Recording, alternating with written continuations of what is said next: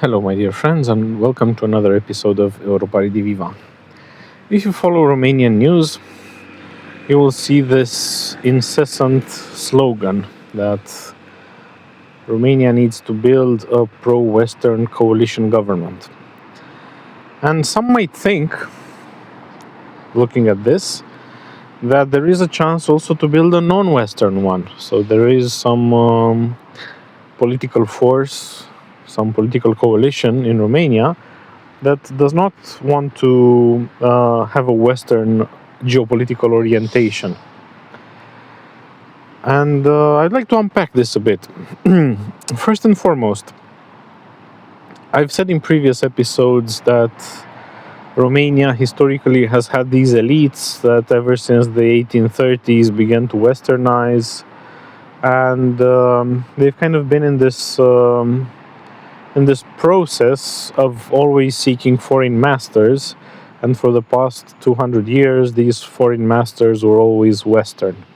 Of course, those very same elites from the very same families used to seek patronage in Istanbul, in Constantinople, and in other places of prestige. The ones from Moldavia looked for patronage in Poland, like the Movila family. This is a long-standing struggle of the elites to find generous sponsors whose interests to advance in the Romanian countries. But we've somehow remained stuck in this project, and if in the 1800s the West meant civilization, development, and so on, and the East meant barbarity, backwardness,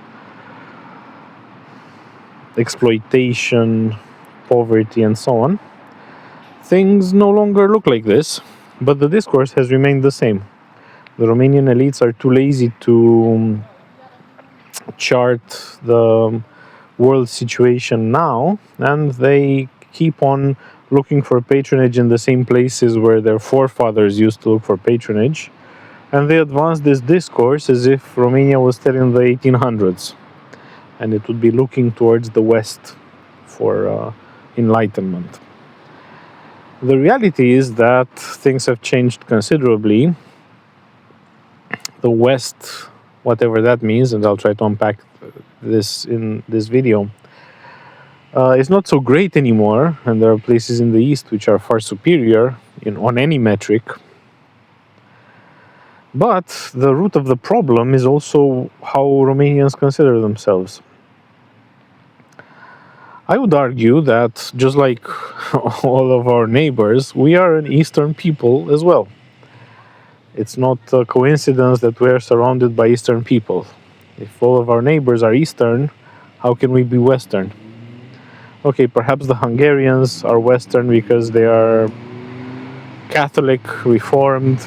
They form part of the Western system, as it was conventionally divided as Europe was conventionally divided after the division of the Eastern and Western Roman empires, after the Germanic conquest of the Western Roman Empire, after the establishment of the Germanic system, which finally led to Protestantism, capitalism, whereas the Eastern Roman Empire became subdued by the Ottomans. This is kind of the nature of the divide. The East continued the religion of Constantinople, which became known as Orthodoxy, and in most Eastern countries, at some point in all the Eastern countries, it was practiced under Islam. So Russians were beholden to the Golden Horde, which from Tengrism passed to practicing Islam.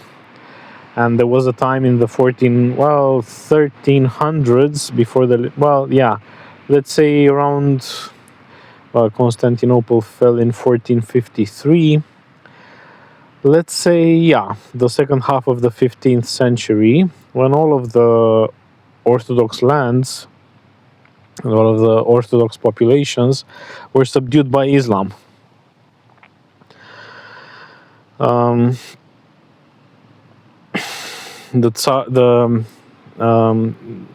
the Russian Empire had not been established yet. There was the Grand Duchy of Moscow, and it was still beholden to the Golden Horde. So there was no Christian Orthodox polity.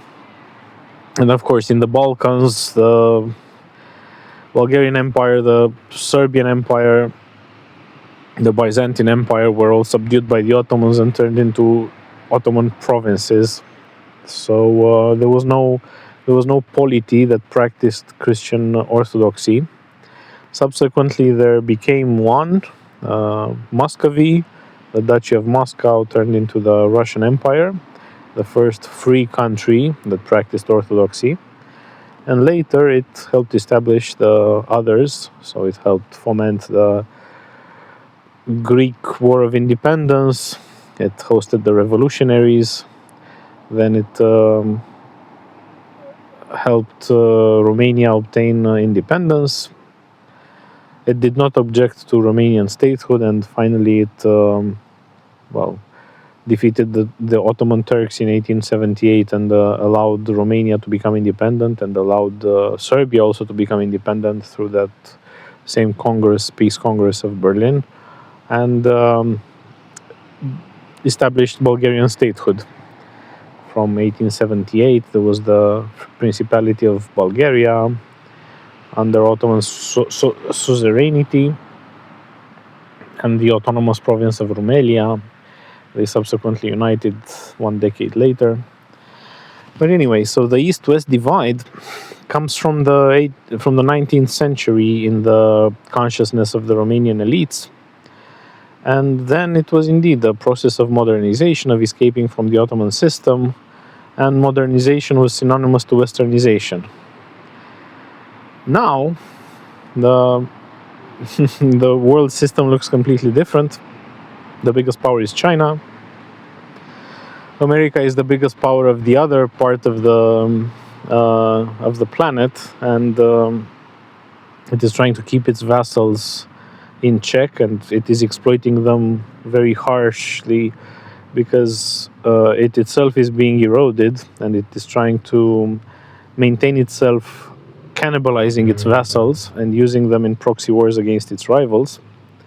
This is the nature of the West now, and it has been surpassed technologically, economically, politically as a political system, culturally, intellectually, even in terms of freedom, by the East. So China is a society that, despite the black propaganda in the West, despite what the British media and the American media try to picture, China is a very modern, sophisticated, advanced society. Of course, the British press, the American press, the mainstream press of the West is trying to paint this dark picture of China so as to keep the vassals in their orbit, to not allow the vassals to escape. And this is why even the forces that are contesting the establishment in the West bought onto the idea that China has a social credit system, and that if you criticize the party, you get cancelled. Basically what happens in the West, but they project it onto China. They say that China is committing genocide against the Muslims. So basically what the West is doing in Palestine, but projected onto China. They say that China is invading the peace-loving country next to it, which is Taiwan, and which actually de jure does not exist. No country recognizes Taiwan to be anything else except anything else than China.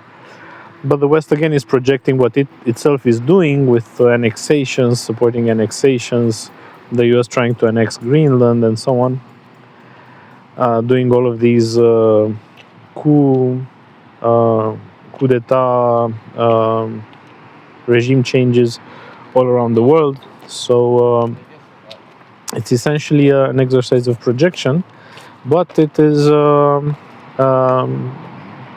more of a confession of what the West is doing, rather than an accusation towards China. And, entrapping the third world, this is also another accusation levied onto China, The fact that China offers loans to Africa and therefore it is entrapping Africa in these new colonial chains. Exactly what the West has been doing with the World Bank, with the IMF, lending money that is not allowed to go into infrastructure projects and to just burden those countries with debt so as to capture them politically. Whereas China actually builds useful things. China goes in there and builds airports, highways, hospitals, schools. China does development, whereas the West just does enslavement and genocide and all of these things. So there is no superior moral position of the West. There is no superior technological position of the West, no superior political, intellectual, economic, you name it. There is no, even military. There is no superior position of the so-called West.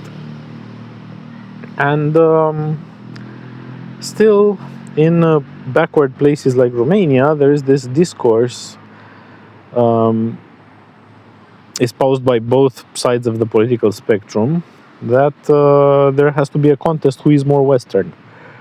In other places, like for example in Bulgaria, in Serbia, there is a very strong pro-Eastern connection. In Hungary, even though Hungary is nominally part of the West through its religious ties. But in Romania, there is no Eastern option. Nobody from the political class knows Russian, nobody knows Chinese. But the pro-Europeans accuse the pro-Americans of being anti-Western. This is the sad situation. And I wanted to get to why is the West such a strong objective. So, okay, objectively speaking, the West doesn't have much to offer. Even the European Union right now is allocating the development funds towards rearmament. And pretty soon there will be no economic incentive whatsoever to be in the system of the West. But even if we go beyond that, the Romanians are an Eastern people. They are the Romance-speaking population of the Eastern Roman Empire. They are the ones that that kept until the present times the first nature, the first essence of the Eastern Roman Empire, which is the Latin language, the vulgar Latin. There is no other population from the Eastern Roman Empire that still speaks Latin to this day, still speaks the evolution of vulgar Latin, of course, with a strong Slavic influence. And we are Eastern from design. We are the remnants of the Eastern Roman Empire, of the population that did not become Hellenized and that subsequently entered the Slavic polities, the system of the Bulgarian Empire.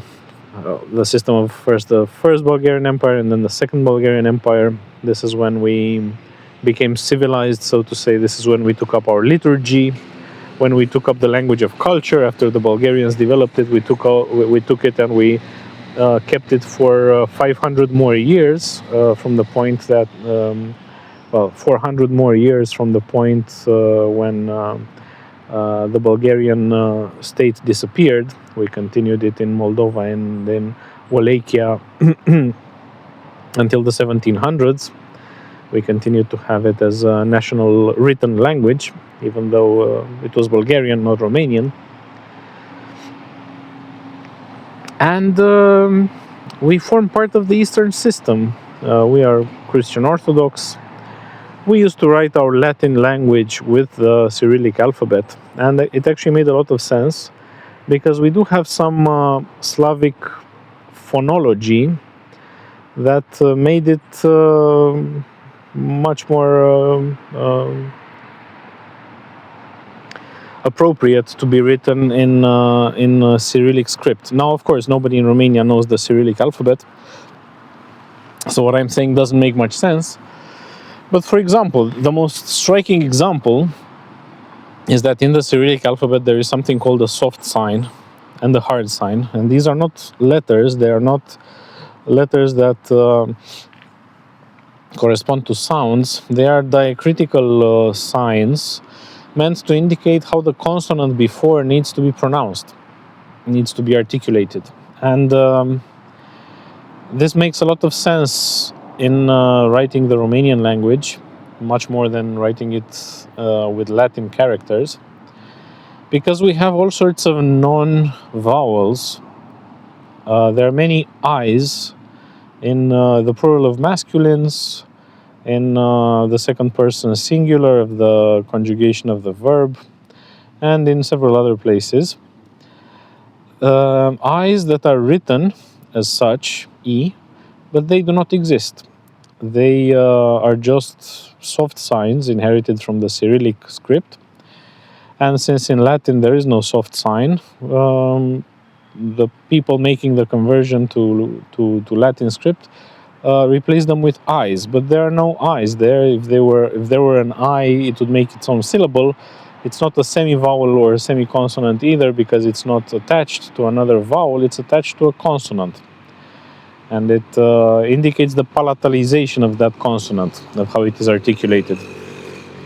So, for example, when you say in Romanian, bine ați venit, ați is one syllable, having its nucleus in a. And the last sound is ți. The last sound is not e. It is written with 3 letters, but there are two sounds there. There's a and ți. And that e is just the soft sign from the Cyrillic script, indicating that the ц is pronounced with a bit of air, so it is pronounced in a palatalized fashion. It's not bine ați, it's bine ați. But there is no e there. The last sound is ți. So, yeah, there was a reason why, of course, the main reason was that Romanian was written with the Cyrillic alphabet because it was part of the Eastern Orthodox set of countries, and since they had this Middle Bulgarian Church Slavonic language as as their official languages, then yeah, it's normal to also write Romanian when it was first written from the mid 1500s onwards, also with this alphabet. But Romanian had developed these phonetical particularities, the palatalization of consonants, which was typical of the Slavic languages, and this is why the Cyrillic alphabet made a lot of sense in its writing. Now, of course, nobody in Romania knows the Cyrillic alphabet anymore. We look at all documents without being able to understand anything because we don't even understand the letters, the Cyrillic letters. But there are several arguments why Romanians are an Eastern people, and this is one of them. Of course, the language, the fact that they are positioned in Eastern Europe, so geography is one argument. The only argument that was put forth in the 1900s when the Romanian people started to develop national consciousness, the only argument that was put forth was the Latin language. However, there was an Eastern Roman Empire that spoke Latin, so Latin was lingua franca also in the East. And we being reminiscence of that empire, we use a Latin language, we use a Romance language because of it. So this is not an argument that we are somehow a Western people. Of course, the elites of the 1800s instrumentalized it this way. They sought the patronage of France. They Frenchified the language quite a lot. And they remained beholden to this day to the idea that somehow we are teleported in the East, but we do not belong there. We belong in the West. We belong in the West with the Western people. And this is quite ridiculous. I mean, we are Eastern also in mentality, also in the popular culture. I mean, sure, high culture tried always to imitate the West. But popular culture is this Turkish-influenced Manele culture that most Romanians manifest. And that is typically Eastern. It's not... Romania is not a culture of techno. Romania is a culture of Manele in terms of popular culture. So there's a Turkish, a very strong Turkish-Ottoman bond there. And just like the Hungarians are starting to rediscover their Turkic roots, well, not exactly Turkic, Finno-Ugric, but compatible with Central Asian Turkic countries. Just like the Hungarians are entering the multipolar era by rediscovering what makes them Asian, Romanians also have a lot of elements of identity that could enable them to make a bridge towards the Eastern system and to reshape their identity as being Eastern, as being Eurasian. There's nothing inherently Western in Romanians, and there could not be because this was our history. Our history was an Eastern one. It was just the Frenchification of the elites in the 19th century that gave the illusion that we were somehow Western. We tried to be Western. We escaped the Ottoman Empire with the patronage of France. This idea was instrumentalized successfully, but it was just I don't know, a temporary refuge. It's not that we became French. Of course, some people took it seriously. They changed the exterior look of the Orthodox churches into this neoclassical look that French churches had at the time. They replaced the Byzantine iconography in the 1860s and 1870s with Catholic style paintings, mural paintings. But this was all an exaggeration, and we have remained Orthodox to this day. We have remained essentially Eastern in mentality and in all respects, and this has stopped being a disadvantage. This used to be a disadvantage when we were trying to escape the Ottoman system and when the Russian Empire was not exactly enticing from a civilizational point of view either, even though they were the ones that brought French into the Romanian salons of the aristocracy in the 1830s during the occupation by General Kiselev. But now we live in a different world. We live in a different world where the West only means plunder, genocide.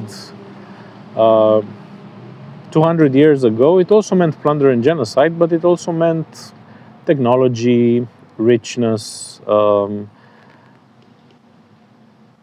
globalization. Now the West is in retreat. The West is protectionist, and China is the country that advocates for free trade and that globalizes through its investments and through its trade agreements and through building global infrastructure like the Belt and Road Initiative and so on. So things have reversed, and we, an Eastern people, are bound to this idea that we must be Western. We must finish the Westernization that we started 200 years ago. And it's simply laughable because it's unhistoric, it's anachronic, it's purposeless. There's nothing there in the West that we need to emulate. The West is in decay, and civilization comes from China nowadays. But, well, this is the will of the people. I'm not advocating for such ideas in Romanian because there's no public for this, and because Romanians, at least the Romanian elites, are absolutely desperate to basically shut down any kind of discussion regarding this, because they have invested their entire lives in these systems of patronage, in these networks of patronage, in becoming important vassals, important servants for Western countries, and they see it as a betrayal of their masters. So they are completely desperate right now at the prospect that Romania might exit the Western system, because they don't know Russian, they don't know Chinese, they don't know Turkish, they don't know Arabic, they don't know Persian. They don't know any Eastern languages. They've invested only in English and some of them in French and German to become vassals of these countries. And this is all they know how to do. They know how to basically espouse the propaganda of those countries in exchange for material favors, for whatever grants they receive and scholarships and sinecures, all sorts of positions in the state. This is why they are so desperate, and unfortunately for them, history moves in the opposite direction, not in the direction of their paymasters. But since this is the only game they know, they cannot switch to anything else. So Romania is doomed to destroy itself with the destruction of the collective West, just like it was in the 1940s, when it was also part of that rules-based order, and it also went against the Red Plague, the Asiatic Red Plague of the East. So this is what I wanted to tell you today. If you like what I do, like, share, subscribe, and until next time, take care.